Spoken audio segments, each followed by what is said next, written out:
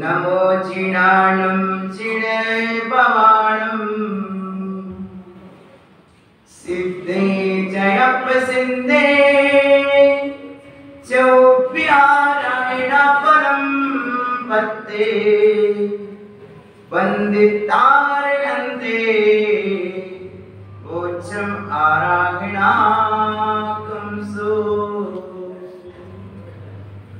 बालिकाल से अब तक मैंने जो सेवा की हो देना चाहो प्रभु आप तो बस इतना कर दो। श्वास श्वास अंतिम सांसों में नमोकार भर दो। मेरा अंतिम मरण समाधि तेरे दर पर हो। तेरी छत्र छाया भगवन मेरे सिर पर हो। मेरा अंतिम मरण समाधि तेरे दर पर हो। मेरा अंतिम मरण समाधि तेरे दर पर हो। बोलिए अनंतानंद सिद्ध भगवान की जय। परम पूजनीय पंच प्रमष्टि भगवान की जय। 24 तीर्थंकर भगवान की जय। समय सज्जन धर्म की जय। देवादेव श्री पार्श्वनाथ भगवान की जय। पूज्य गुरु आचार्य श्री विराट सागर जी महाराज की जय। समय सज्जन धर्म की जय।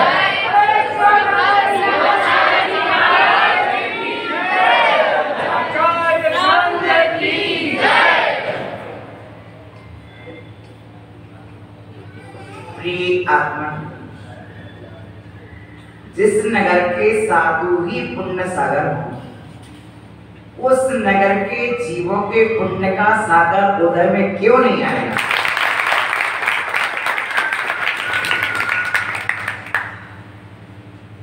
और सोचने से कुछ नहीं होता। हम कितना भी सोच लें, जब हम आने का सोच रहे थे तब आने में,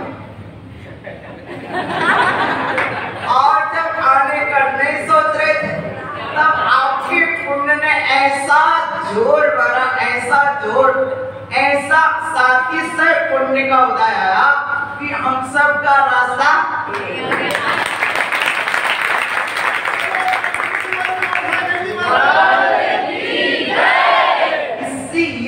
हो गया कि चातुर्मास के पहले पुण्य में कुछ कमी थी, और चातुर्मास में इस पुण्य को आपने इतना गाढ़ा कर लिया, इतना गाढ़ा कर लिया कि चातुर्मास के बाद मालूम है तो गए यहाँ से तो 22 आए।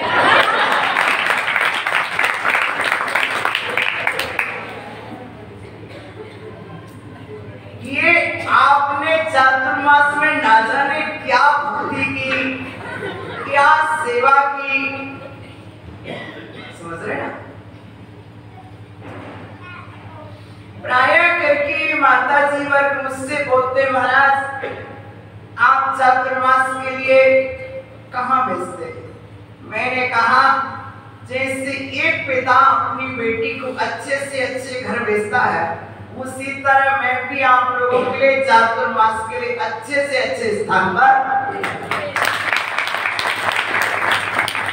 अब बात यहाँ पर आ पड़ी कि जहां भेजा हुआ एक बार देख दो आना चाहिए, तो मैंने कहा चलो देख भी लेते हैं। और ये बड़ा ही योग है पुण्य सागर महाराज की पवित्र जन्मभूमि, महाव्रतियों की, त्यागी व्रतियों की भूमि। धन्य ये धरा, संख्या कम गुण ज्यादा, संख्या कम गुण ज्यादा। बहुत ही पुण्य की बात है कि हमारा जैन धर्म संख्यावाची धर्म नहीं है, हमारा जैन धर्म गुणवाची धर्म है। और हमारे यहाँ बनते तत्गुण लब्धे की आराधना की गई है। हमारे यहाँ संख्या की आराधना नहीं है, हमारे यहाँ गुणों की आराधना है। थांदला में भले ही 30 घर है और ये 300 घर से कम नहीं।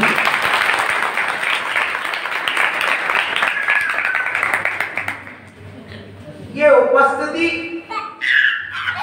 और उपस्थिति के साथ हमारे महाराज लोग कह रहे थे, महाराज ज्योंकि सुबह सुबह थांदला के लोग लेने पहुंचे, सारे महाराज बोले कमल खिल गया। सबके चेहरे पर एक प्रसन्नता थी, एक आनंद था। प्रिय बंधुओं,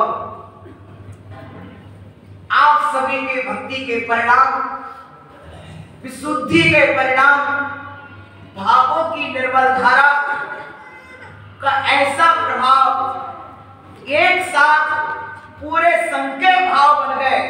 बांसवाड़ा में कार्यक्रम संपन्न होने के बाद मैं बैठा, सभी महाराजों से चर्चा ही कर रहा था, महाराज अब बांसवाड़ा से कहां जाना चाहिए, अब कहां जाना चाहिए। सब महाराजों का मन बना, महाराज समय हो तो एक बार जीवन में बड़वानी की यात्रा, बड़वानी के दर्शन करा दीजिए, 52 गजा के दर्शन करा दीजिए, सिद्धवरकूट के दर्शन भी हो जाएंगे, ऊन पावा के भी दर्शन हो जाएंगे। मैंने कहा बात तो आप सही बोल रहे, मैंने भी दर्शन कभी नहीं किए, मैंने भी दर्शन कभी नहीं किए। 52 गजा के मैं भी दर्शन कर लूंगा, सिद्धवरकूट के मैं भी दर्शन कर लूंगा, तो कहां से जाया जाए, रास्ते दो पड़ रहे हैं, कहां से जाया जाए।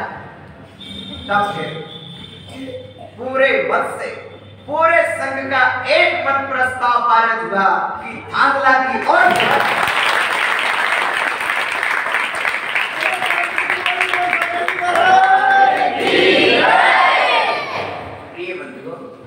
थांदला वालों ने तो की सेवा करके 22 का मन जीत लिया। दो की सेवा करके 22 का मन जीत लिया। प्रिय बंधुओं, जब हम दिल से सेवा करते हैं तभी दिल जीत पाते हैं। दिल से सेवा करते हैं तभी दिल जीत पाते हैं। और वस्तुता होता भी है, कुछ लोग ऐसे मिलते हैं कि दिल को छू जाते हैं, कुछ लोग ऐसे मिलते हैं कि दिल से छू जाते हैं। आप तो सेवाएं की हैं, बार बार पहुंचे हैं। पहले प्रस्ताव आ रहा था तीसकर की समाज में, कैसे चातुर्मास, बहुत छोटा समाज है, बहुत छोटा समाज है। लेकिन मैंने कहा छोटा मत देखो, अच्छा देखो, अच्छा देखो, क्योंकि बड़े व्यापारी सोने की छोटी तिजोरी में, लोहे की छोटी तिजोरी में सोने चांदी के आभूषण रखते हैं। छोटी तिजोरी में भी बड़ा माल, छोटी तिजोरी में बड़ा माल रहता है। उसी तरह छोटी सी समाज में बहुत अच्छे अच्छे भाव भरे लोग हैं और आप सबकी भावनाओं के प्रतिफल प्रिय मित्रों अपने जीवन में जैन धर्म, जैन दर्शन की आराधना का सौभाग्य मिला है। जैन धर्म में बताया 5 परमेष्ठी, पंच परमेष्ठी की आराधना के साथ साथ जो विश्व के अन्य दर्शन में भेद विज्ञान नहीं है, वो भेद विज्ञान जैन दर्शन की महत्वपूर्ण कसौटी है। शरीर और आत्मा की भेद भिन्नता, शरीर और आत्मा के प्रति सारा विश्व शरीर आत्मा को एक मान लेता है, लेकिन इस विश्व के भीतर एक दर्शन ऐसा है जिसका नाम जैन दर्शन है, जो शरीर आत्मा को भेद भिन्न मानता है। शरीर अलग है और आत्मा अलग।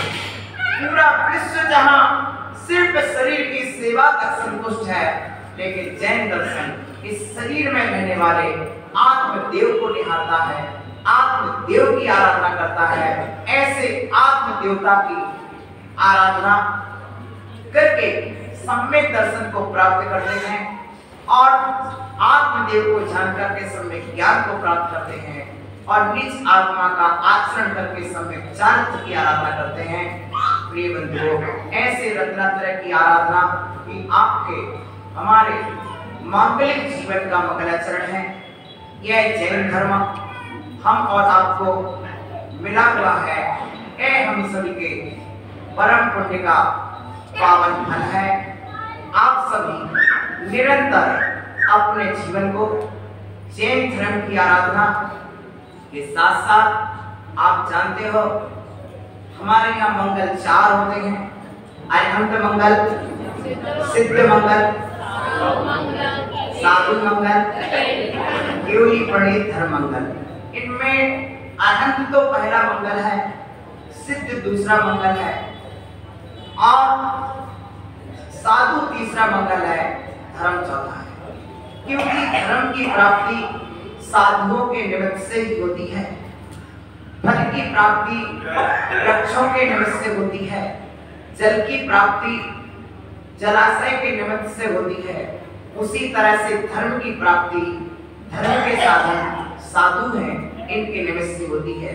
जहाँ जहाँ जलाशय होते हैं वहाँ वहाँ जल होता है, जहाँ वृक्ष होते हैं वहाँ फल होता है और जहाँ साधु होते हैं वहाँ धर्म होता है। साधु आते हैं तो धर्म आता है, साधु आते हैं तो धर्म आता है। जलाशय नदी वगैरह जब आती है तो पानी को साथ में लाती है और सिंचित करती जाती है।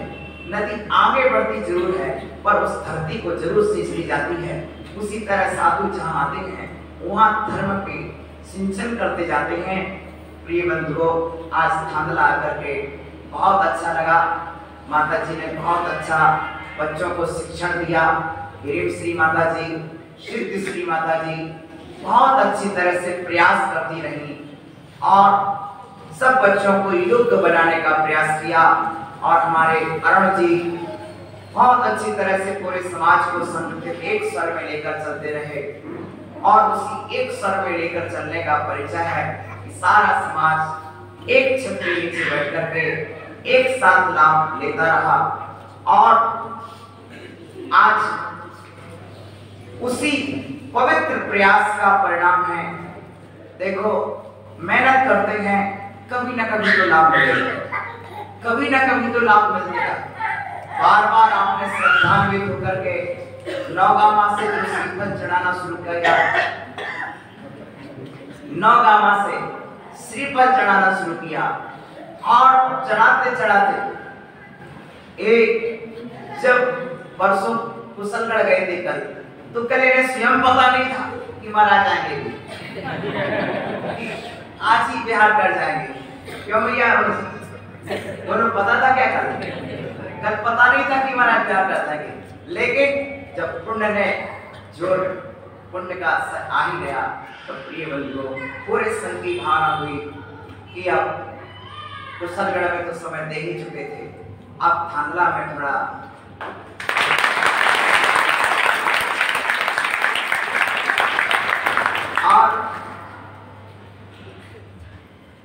थांदला वालों की भावनाएं, प्रार्थनाएं, विशुद्धियां फलीभूत हों।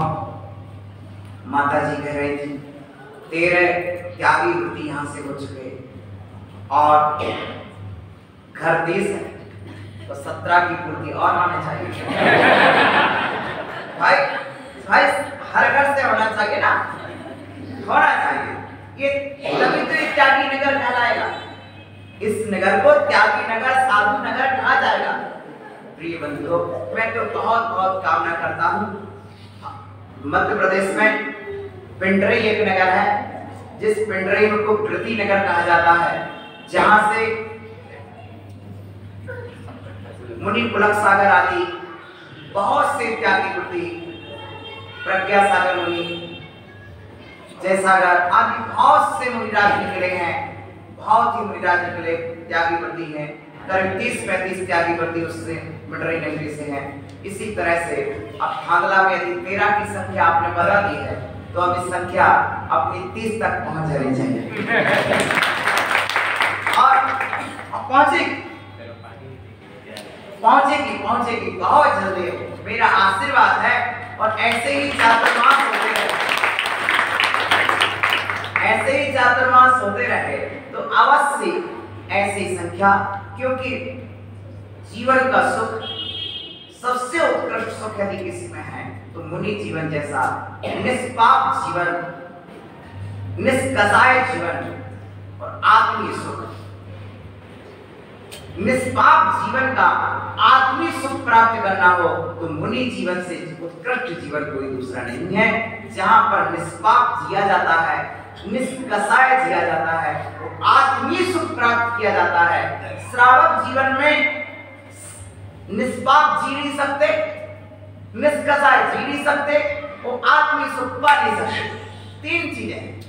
श्रावक जीवन में निष्कसाय नहीं जी सकते, निष्पाप नहीं जी सकते और आत्मीय सुख नहीं पा सकते।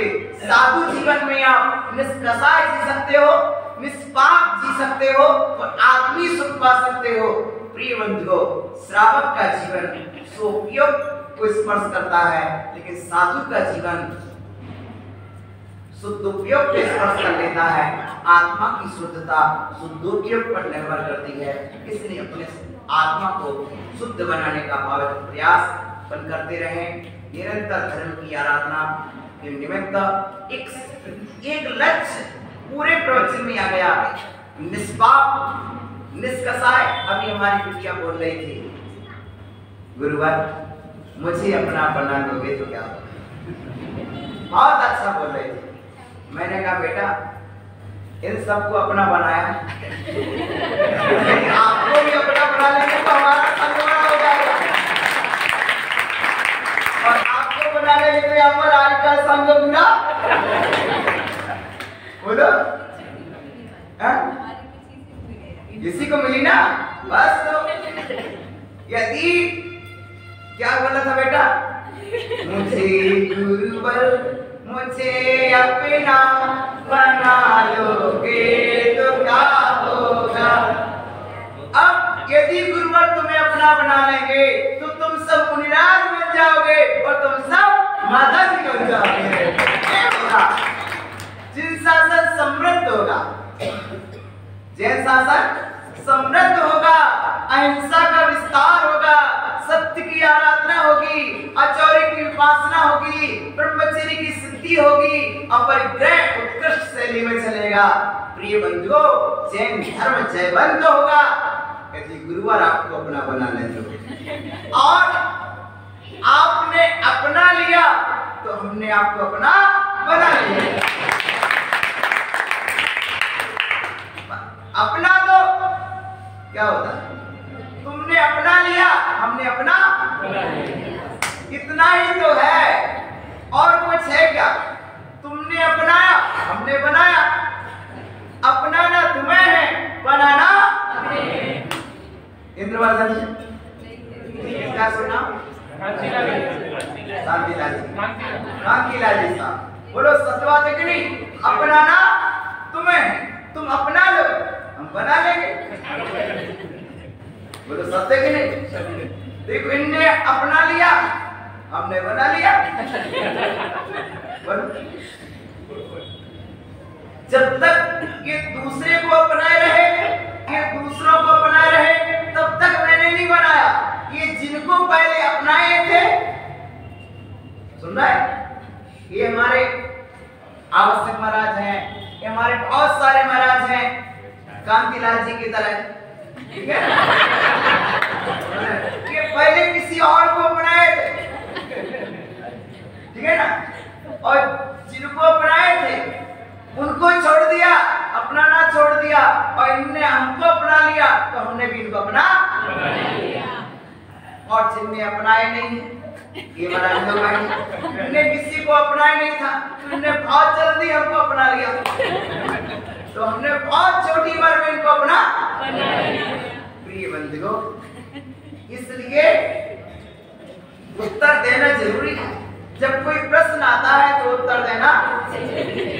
प्रिय बंधुओं, सुबह के प्रवचन में कहा था, मैं अपने विचारों का आविष्कारक हूं।